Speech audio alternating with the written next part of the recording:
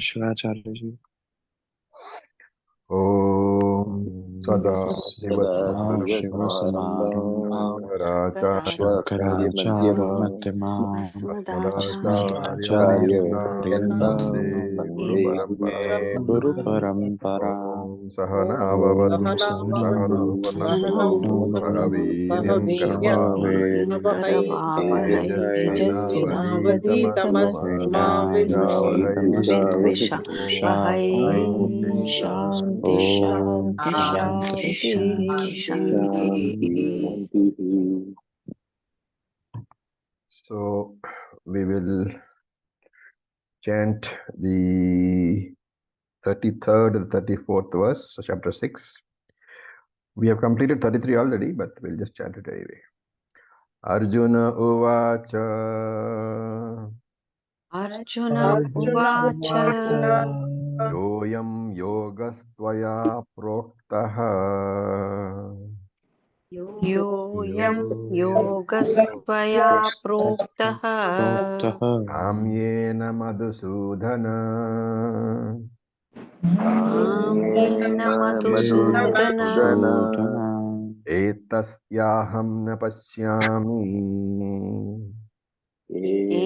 Etasyaham na pashyami Chanchalatvat sthitim sthiram Chanchalatva sthitiim sthiram Chanchalam himana Krishna Chanchalam himna Chanchalam Krishna Krishna Pramathi balavadhridam Pramathi balavadridam Asyaham nigraham manye Tasyaham nigraham manye Vayoriva sudushkaram Vayoriva Sudushkaram. dushkaram. So we saw in the last class that Arjuna was saying that, what Krishna, what you are saying is all very well, but I am not able to relate to what your teachings are. And therefore he says, hey Krishna, manaha chanchalam hi. The mind is moving around all the time.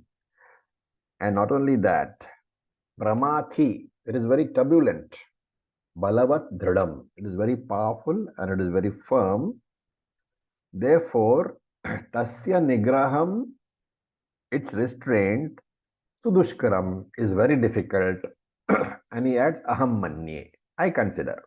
So he says that I consider that the restraint of the mind which you are advising is very difficult, O Krishna. And not only that, eva vayoho, like that of the wind. So here Shankara explains the meaning of the word Krishna from another angle. Remember, the normal meaning of Krishna is what? Dark. Dark. Everybody says Krishna is called Krishna because he is dark. Right? That is the normal understanding. Shankara says no. The word Krishna is derived from the Krish dhatu. And if you look at the dictionary, dhatu patha actually, you will find the word Krish means to remove. So Krishna is the one who removes something from his devotees. And what is that? He removes the dosha. The one who removes the dosha, the impurities from you, that is Krishna. Okay, that is Shankara says this is the meaning of Krishna. And then we go on to the rest of the sloka. So he says, what is being explained here? Shankara says, this mana chanchalam, the mind is highly active, it is wandering all the time, and not only that, pramathi, it is restless. Chanchalam and pramati, it's restless, but it affects all the other organs in the same manner. So pramathi is from the dhatu math. Math means to churn, from which you have this samudra manthanam, mathnati, all these words are there, churning. So the point is the mind is not only active, it is wandering all the time, it is restless all the time, But the problem is that it makes the other organs also restless. So pramati, it churns the other organs. So when the mind is restless, which means when the manomaya kosha is restless, what are the other koshas? One side is annamaya, one side is pranamaya, one side is vijnanamaya. So this disturbance of the manomaya kosha, it gets passed on to the pranamaya, vijnanamaya and annamaya also. So external expression of this disturbance of the mind is seen at what? Verbal levels and physical levels also. And not only that, even in your breathing it is seen. So when you are emotionally disturbed, even the tongue, it passes the disturbance to the tongue, right?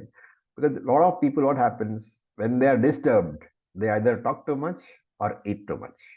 That you may have seen in your interactions with people, right?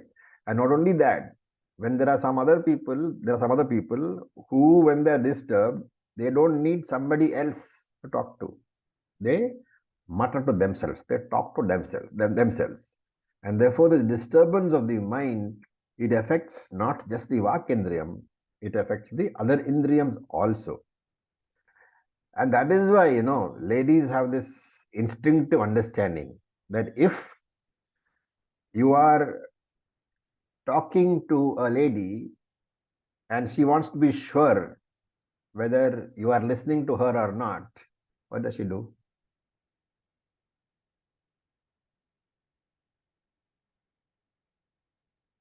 All the ladies in this group, one of you can answer, I'm sure. When somebody is talking to you and you're not sure whether that person is listening to you or not, how do you ensure? You ask a question or you gesticulate? No. Sure.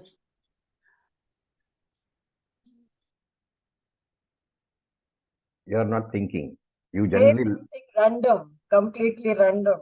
No, you look at the person's eyes, right? If a person is talking to you, the eye contact is not there, you can be sure that he is not listening to you, right? And therefore, this disturbed mind ensures that the Vijnanamaya kosha is not available to you. And that is why a girl will look at your eyes if she wants to be sure that you are listening to her, okay? All right. So I'm not saying that, you look at her eyes if you're not listening to her. That's not the purpose of this discussion. That is one of the signs. And therefore, Shankara says that what is indicated here is abhava of Shamadhi Shatka Sampatti.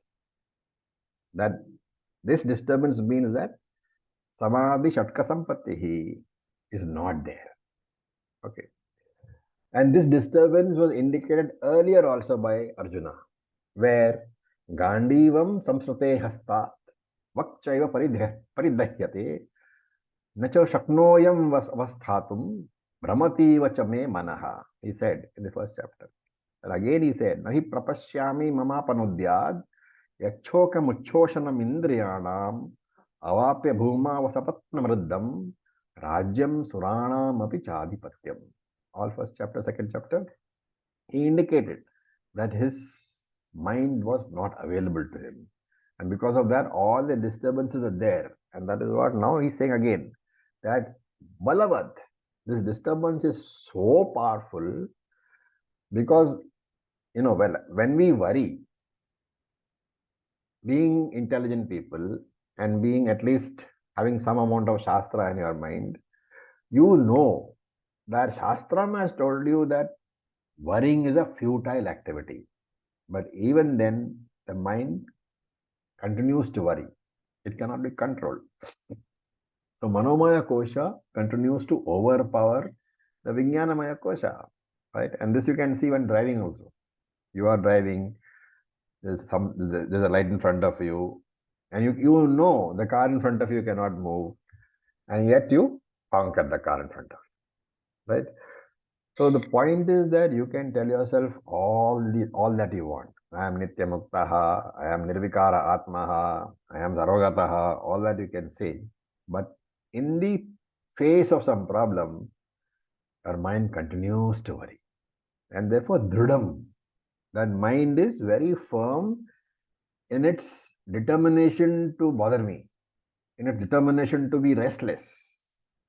And therefore I hold on to the body, the mind, the profession, the family. It's a vasana for me, right? Worrying is like a vasana. When you first started to worry, it was a weakness. You could have stopped it that time. But again and again you gave in to that worrying thought, and finally worrying has become a vasana. It has become a habit. Remember that any thought, the more you nourish that thought, the stronger it grows. It's like a flame. In the beginning stages, the wind can blow it out. But once the flame has caught on, then the wind becomes a friend. It no longer blows it out. And therefore you will find that some people will worry for everything. And some people do not worry for everything. They may still worry, but not for everything. And some people firmly resolve not to worry.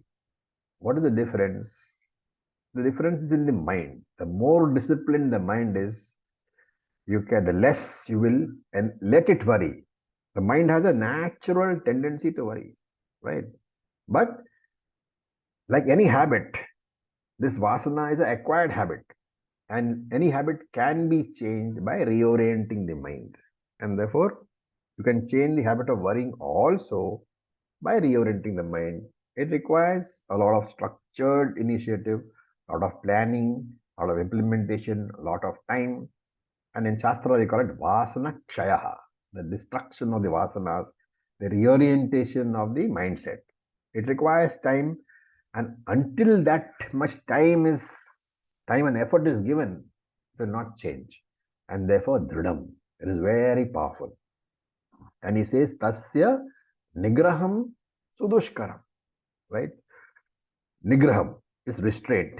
Tasya nigraham. Tasya is manasya. So that nigraham of the mind, restraint of the mind, the moving the mind, restraint means what?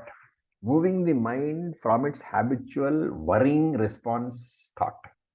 That response pattern, which we call worry, that is a habitual pattern. That is a vasana. And that moving the mind away from that, tasya nigraham, that is called nigraham. And he says that is sudushkaram. So dushkaram means difficult. Sudushkaram means extremely difficult. And therefore it is extremely difficult to move the mind away from the pattern of worrying. So remember that this is where Vedanta comes in. When the mind is understood to be mithya, when you know that I am not the mind, it becomes easier for you to be able to say it is the problem of the mind. Don't say it is problem of my mind. Say it is problem of the mind, but it is not my problem. Right? So SPG uses a very beautiful term for this. He says it is called neighborizing the mind. Neighborizing, I don't know if it's English word or not. So converting the mind into your neighbor. What is the advantage? If your neighbor has problems, you will sympathize with the neighbor. But you are not going to be affected by your neighbor's problems. You may sympathize, you may help him out, but personally you are not affected. And therefore, this mind has to be converted into your neighbor. You have to move that mind out of your house into the neighboring house. And then you will find that whenever the mind has problems, you will sympathize. You will try to, help out the mind, but you will not be affected. Very important point. Because if you have not done that, by now you're all jnanis. Okay, you all understood the jnana. Because you are almost ending the 6th chapter. And 6th chapter is what? Nididhyasanam. Nididhyasanam comes after what? Shravanam and Mananam. So the flow of the text has been such that Shravanam and Mananam are over. Now you are in Nididhyasanam. So you all jnanis. The jnanam is there. But if you have not managed to, push the mind out of your house, if you have not managed to say that this is a problem of not my mind, but of the mind, if you have not done that, then you will be a jnani, all right. But you will be a jnani in a very peculiar jnani. You will be a jnani in triangular format. Now, jnani is supposed to be in what? Binary format. But because the mind is still affecting you, you will be a jnani in triangular format. You will be a jnani, but none of the benefits of jnanam will flow to you. And that's what Arjuna is saying here. Hey Krishna, you've taught me everything, but I am still in triangular format. The mind is difficult to control. And so he says, Eva Vayoho. It's like controlling the wind. Just as the wind cannot be stopped by a hand, you can't. A breeze is blowing, mild breeze. Can you put up a hand and stop the breeze? No. And if it's a strong breeze, your hand is of no use. So just as the wind cannot be stopped by you, similarly the mind is a very powerful instrument. You cannot just order the mind to stop worrying. Okay. Arjuna is saying, that's the problem, Arjuna. That's the problem, Krishna. The mind is like the wind. So Shankara adds a very beautiful comment over here. He says, Arjuna has underestimated this. The wind can be stopped, but the mind cannot be stopped. So, Eva Vayoho has to be understood as saying that Shankara is saying that Arjuna has not understood what it means.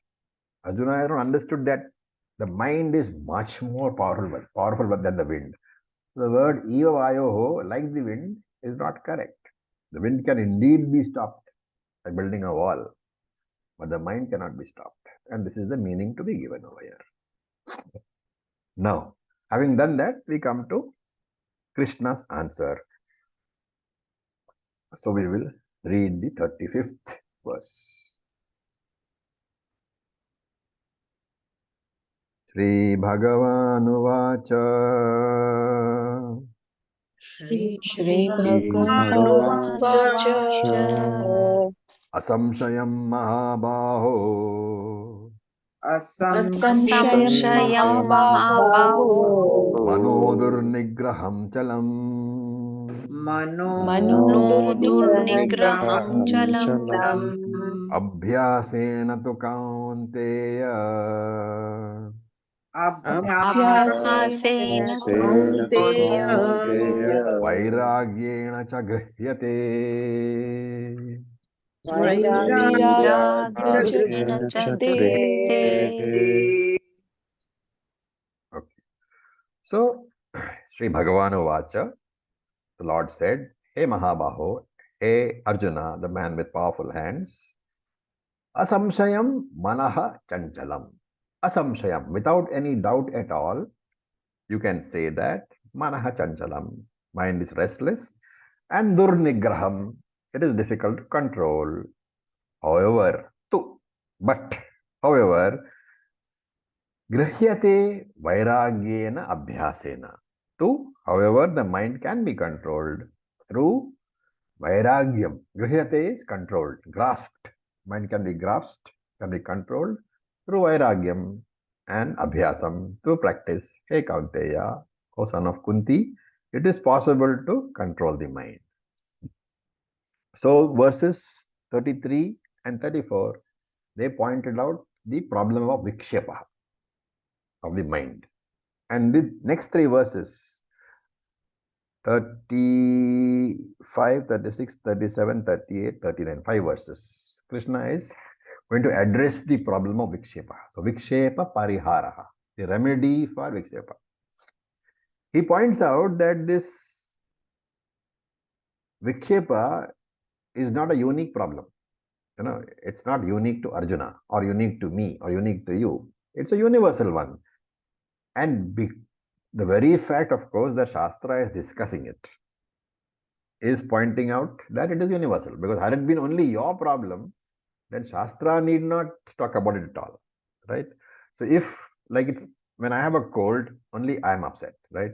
But if all my neighbors in the entire building have a cold, then I say, okay, I have a cold, but everybody also has got it. So it's a universal problem, not a specific problem. And therefore he addresses Mahabaho.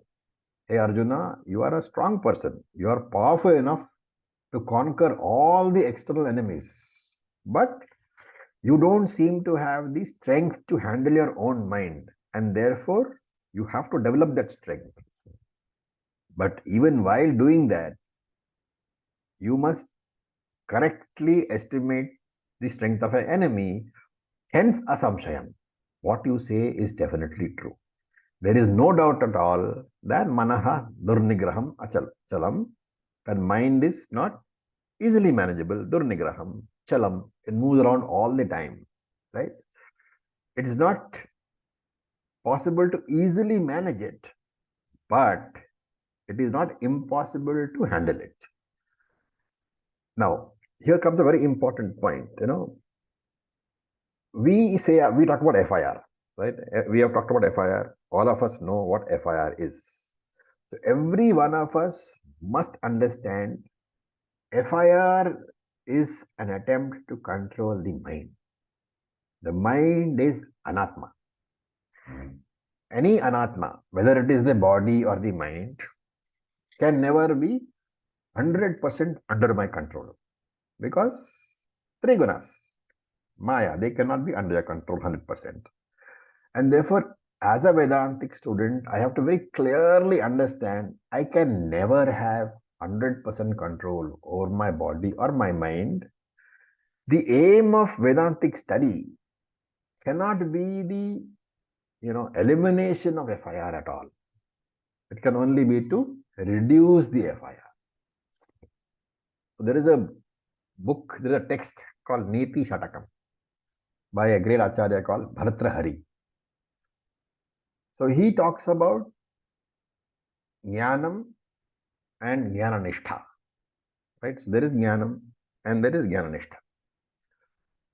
Now he says, for the Ajnani and for the Jnananishtha, there are two people. The Ajnani is there and the person who is a Jnani, the Jnananishtha, established in Jnanam is Jnananishtha, is there.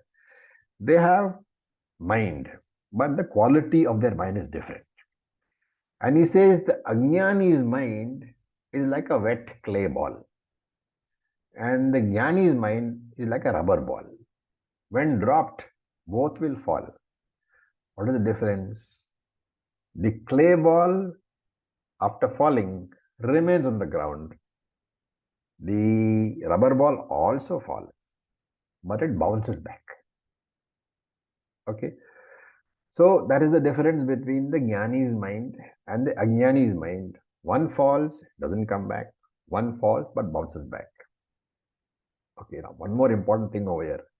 We are going on talking about FIR. FIR relates to what? FIR relates to my mind. What is the basic aim of Vedanta? Is it to reduce the problems in your mind?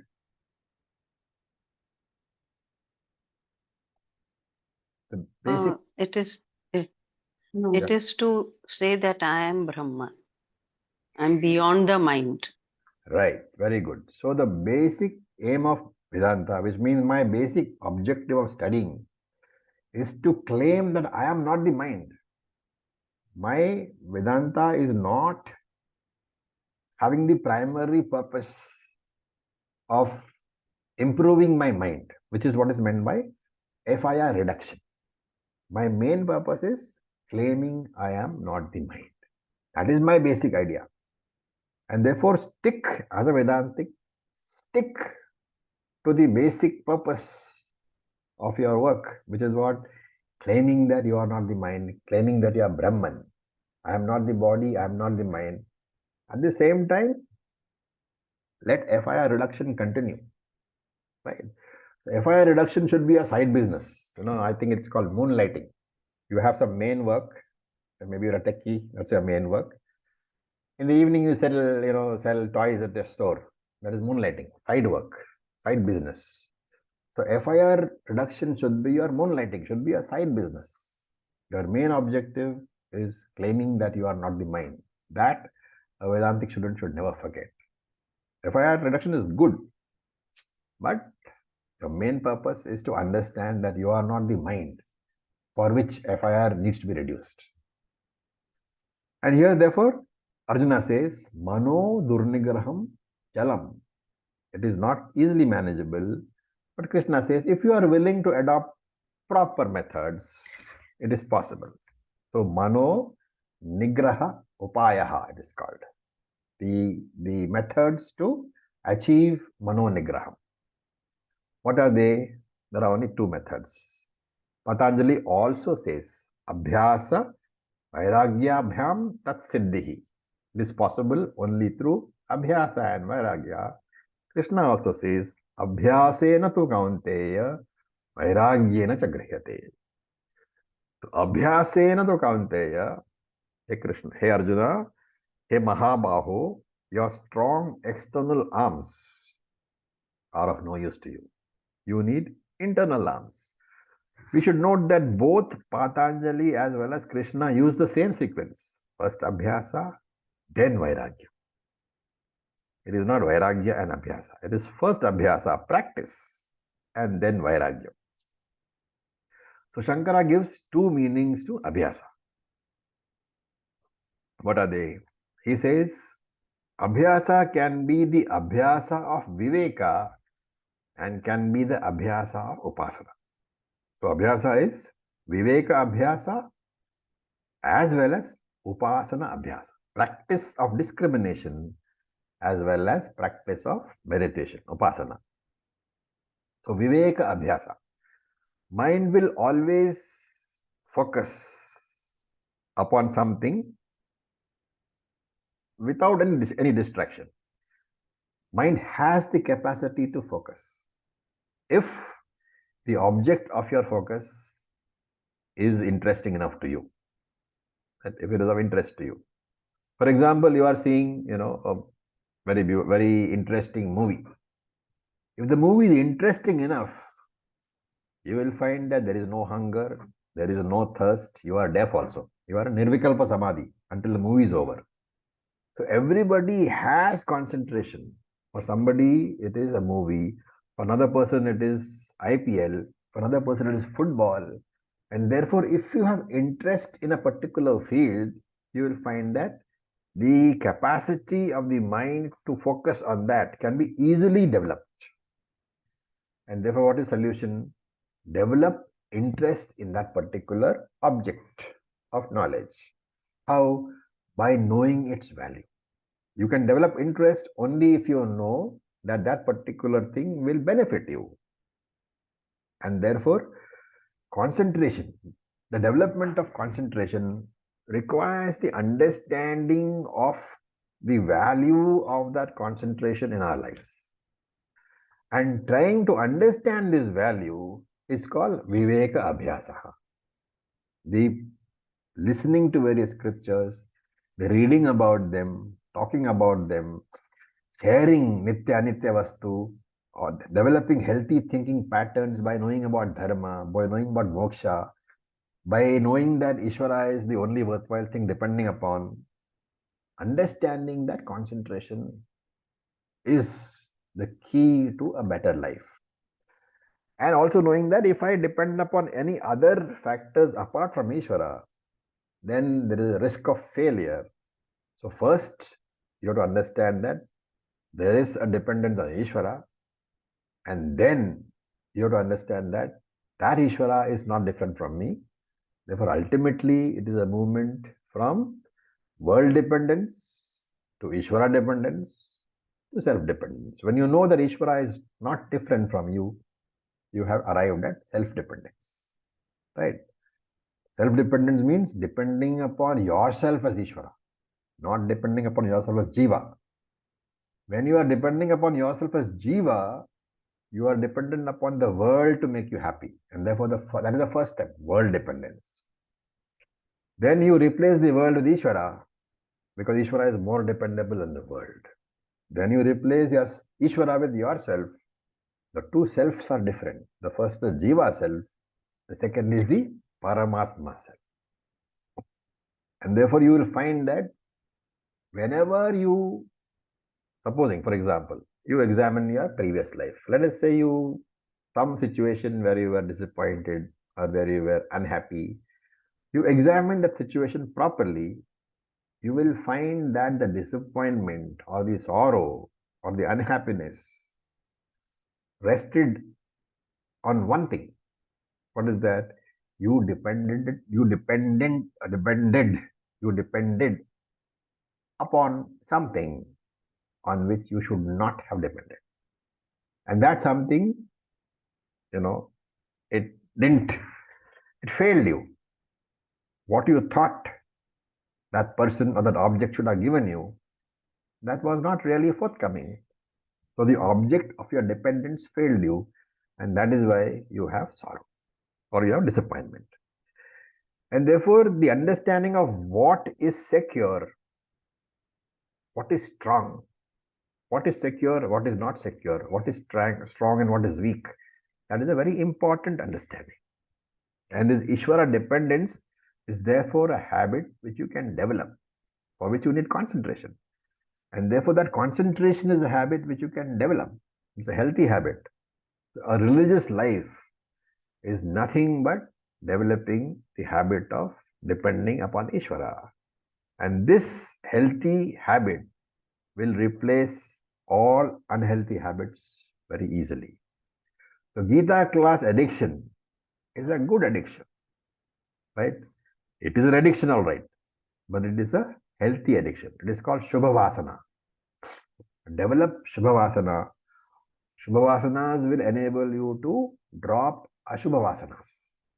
This practice of focusing on your concentration, focusing on Ishvara, developing a healthy addiction to the Shastra, developing a healthy dependence upon Ishvara, all this is called Viveka Abhyasaha.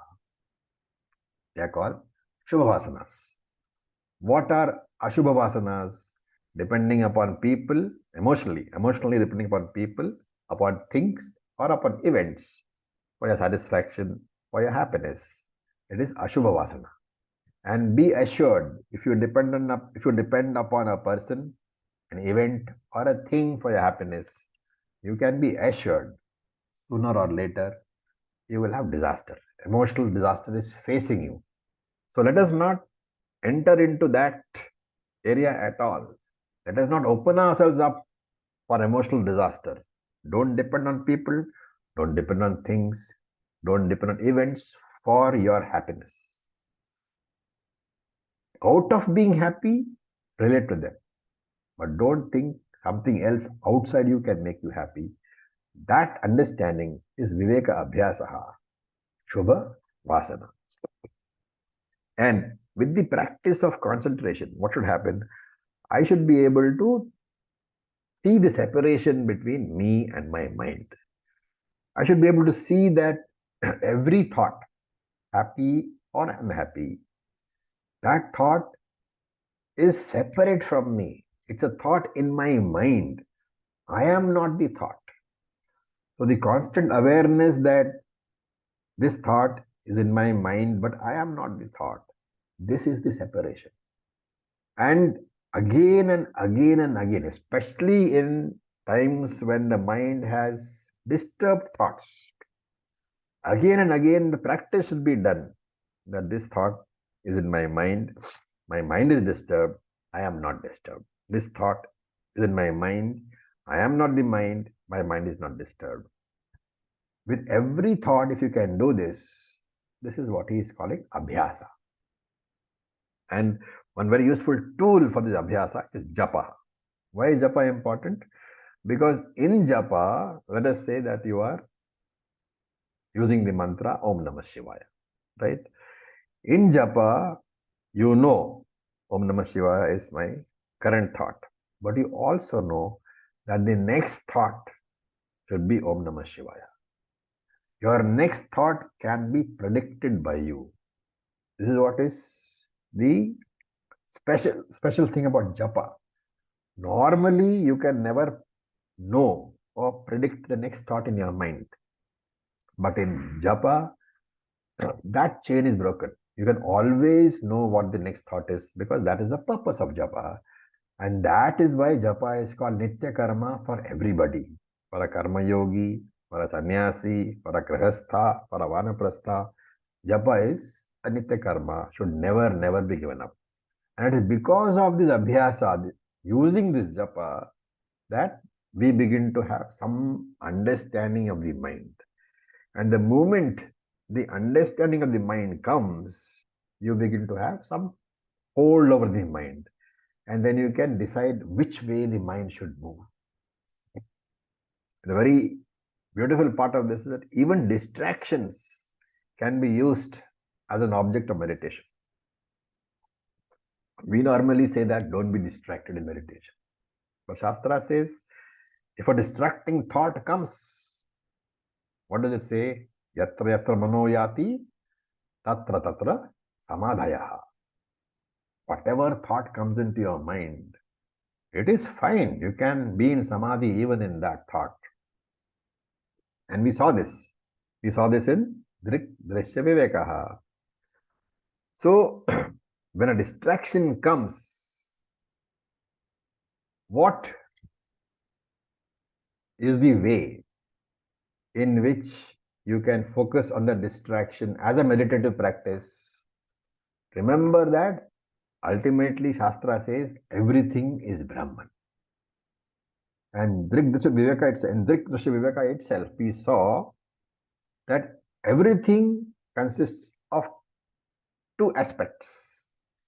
Sat, Chit, Ananda is one aspect, and Nama Rupa is second aspect. So if you are looking at, let us say, a glass, remember the glass is Nama Rupa. It's got a form, Rupa, to which you are given a name, glass, so it's got Nama Rupa. But what is the substance? Substance is Atma alone. Substance is Brahman alone, and therefore Sat, Chit and Ananda is already there in the substance. Therefore, in any object, okay, now we are saying glass, inert object, not very great for meditation. But you take any object, you take your cat, you take your dog, you take a leaf, any object consists of these five things. Sat, Chit, Ananda, Nama, Rupa. And you can break that up into, or rather collapse it into two things, Atma, Anatma. Satchit Ananda is Atma, Nama Rupa is Anatma. So essentially Shastra says anything you look at in this world, even it be a thought, though you are meditating, right? An object of distraction comes in a meditation. A thought comes in a meditation. What is a thought?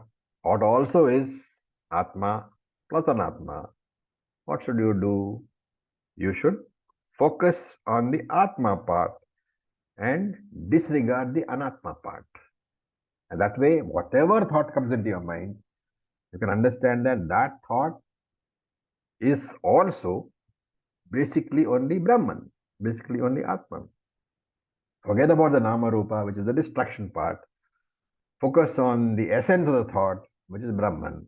And therefore, Shastra says that for an advanced sadhaka, there is no such thing as a distraction.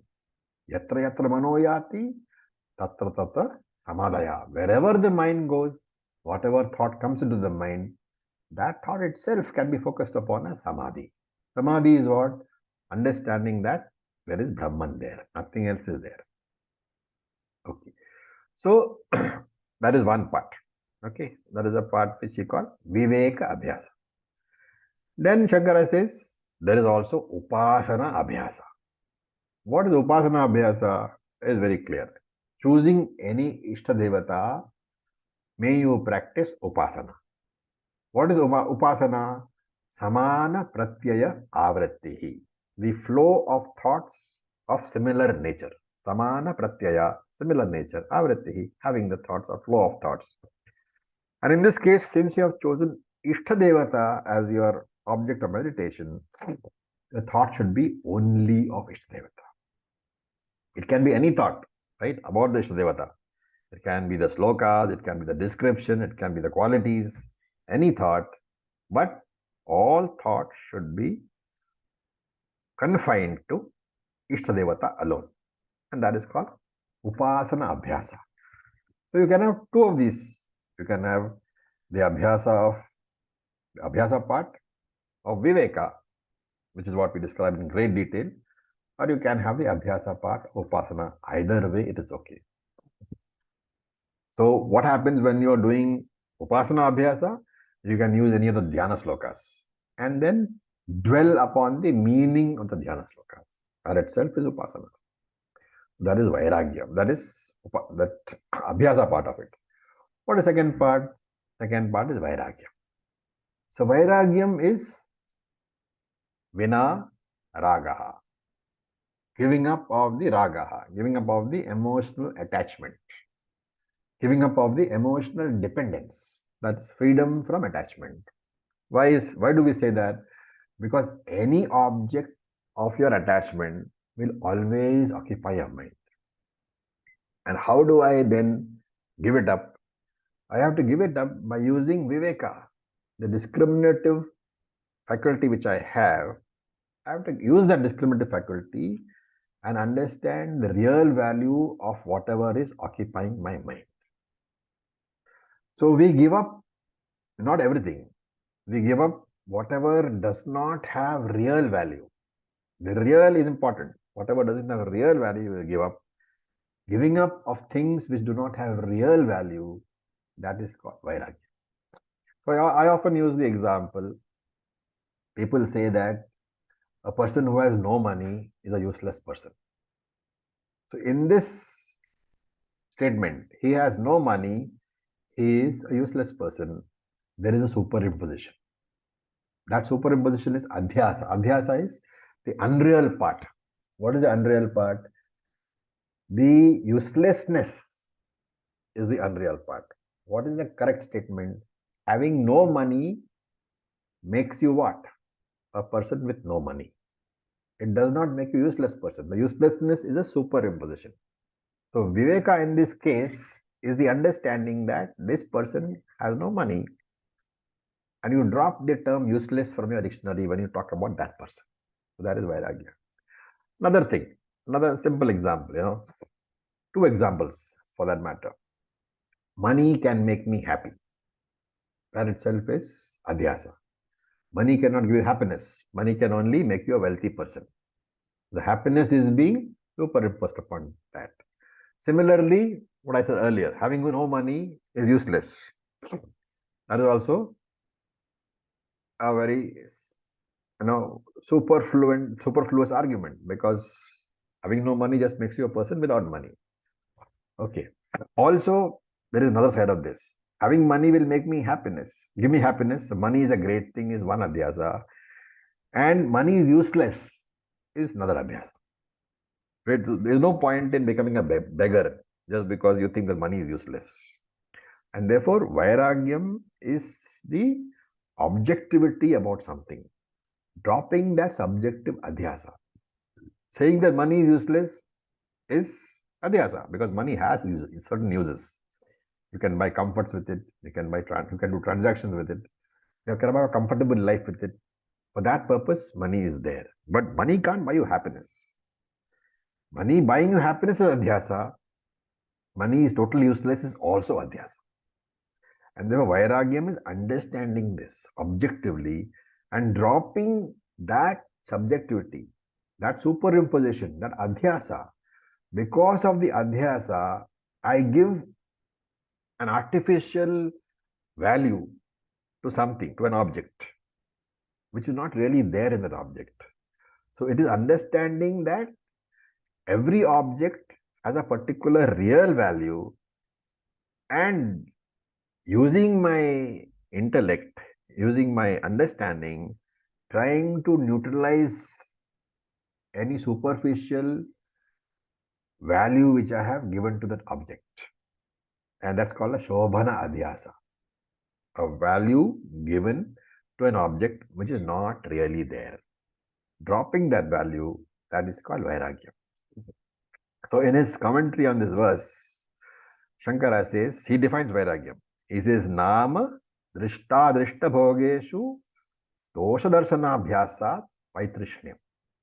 So, meaning that nama means the description, vairagya nama. So, description of vairagyam is what? Drishta adrishta bhogeshu dosha darsana. Seeing the limitations again and again of drishta and adrishta bhogeshu, of drishta objects of enjoyment, which in this world, adrishta objects of enjoyment in the next world. Right? So, understanding the limitation of any object of enjoyment, whether it be in this world or the next world, whether it be money and riches in this world, or Swarga Bhoga in the next world.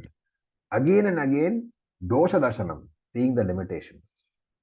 Abhyasat, because of that abhyasa, the practice of seeing that defects, the limitations in all these objects of enjoyment, what happens? Vaitrishnim. You drop the yearning for it. That is called vairagyam. Understanding the limitations of all that we are seeing.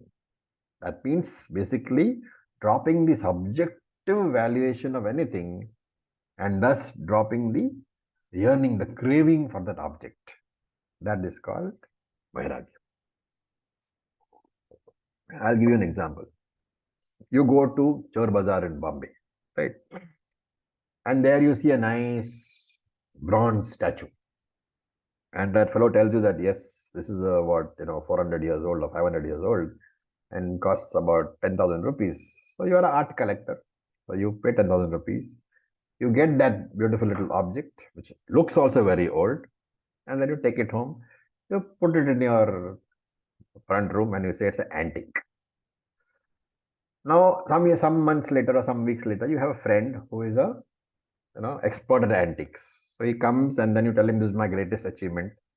And he looks at it carefully and says, no, this is not antique at all. But through some very clever work, it has been made to look old.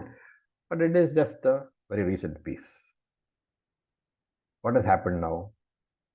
The adhyasa, that it is an antique, has been dropped. The adhyasa of antiqueness has been dropped. The object continues to be the same, but your value for it has gone completely down. Earlier you had a value for it because you thought it was antique. Now you don't have a value for it because you know it is not antique.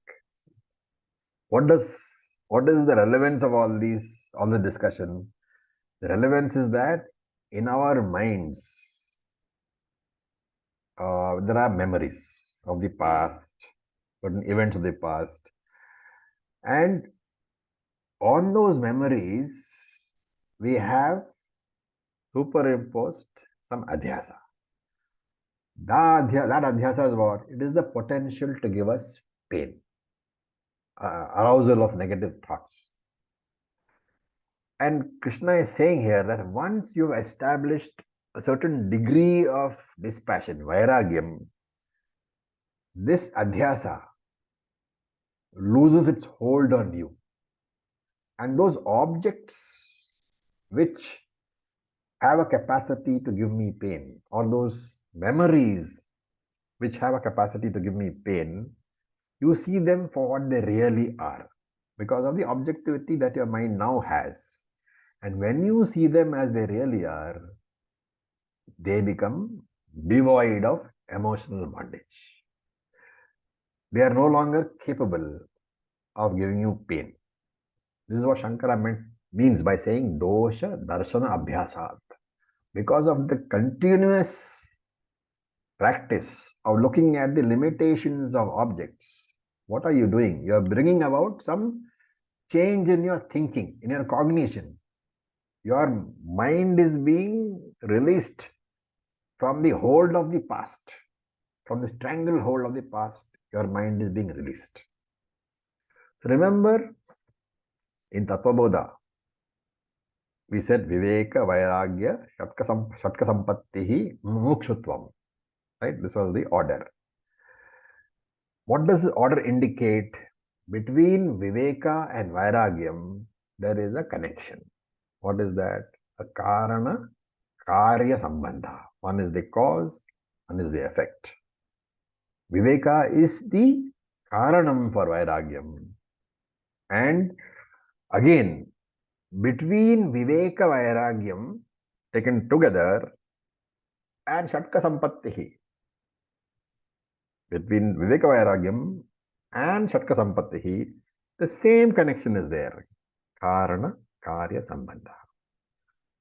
This has to be understood, that Viveka is the starting point. From the starting point, you get Vairagyam. And because of the combined effect of Vairagyam and Viveka, that is how you get Shatka Sampattihi. Because of the Shatka Sampattihi, that is why Mumukshutvam, the desire to become Jivan Mukta, it arises finally because of what? Viveka. So Viveka Vairagyam, Karana Karana Sambandha. Viveka Vairagyam Shatka Sampattihi, Karana Karya Sambandha. Shatka Sampattihi Mumukshutvam, Karya Karana Sambandha. This is a sequence. And this we should remember. So with this, I'll stop for today. Any questions? Acharya ji. Yes, Rinkuji. So, in this verse, when Krishna is talking about Abhyasa and Vairagya, and like Abhyasa you mentioned is Viveka Abhyasa and Upasana Abhyasa. Yeah. So, as Vedantins, when we are speaking of Abhyasa in terms of telling ourselves that I'm not the mind, so that is not to be taken here because that comes under the concept of Nidhi-dhyasanam after Jnanam. We are in Nididhyasana chapter only, right? Yes. So, this. You can take it either way, depending upon your particular progress. But ideally, remember that there are two ways. One is when some thought comes into your mind which is disturbing, can you hold that thought, push it aside, and look upon some other thought? That is also the abhyasa. That is the abhyasa of concentration. You are focusing on one object so that other objects are excluded. The other part is that you are saying, okay, the thought is there, it's a disturbing thought, but it's in the mind, and that mind is not me. That is also abhyasa. Okay, thank you. Acharya, in the same similar context, when we took japa as an option, like one of the things which to focus on to stop the disturbance of mind. So recently there was an incident where I had some major disruption in the normal life. Japa was one of the things I was focusing on. But in terms of japa, when I was saying Om Namah Shivaya, there was another thought which was like Shiva is nothing but Satchidananda, which is my nature. Is it the right way of looking at the You're same mixing thing? up two things. Either you are a sadhaka or you are a jnani. As a sadhaka, yes, you have to say that Om Namah Shivaya. And remember, in japa, Om Namah Shivaya is the chain to which you are holding, so that other thoughts don't come in. In Nididhyasanam, Om Namah Shivaya is an inquiry, two different things. Because these series of two different things usually happen quite often nowadays because of a lot of Shravanam, but is it a part of the process or do I need to segregate the two of them? You don't need to segregate. Sooner or later, when the mind is pure enough, you will drop the sadhana part and move to the jnanam part. Thank you, Acharya.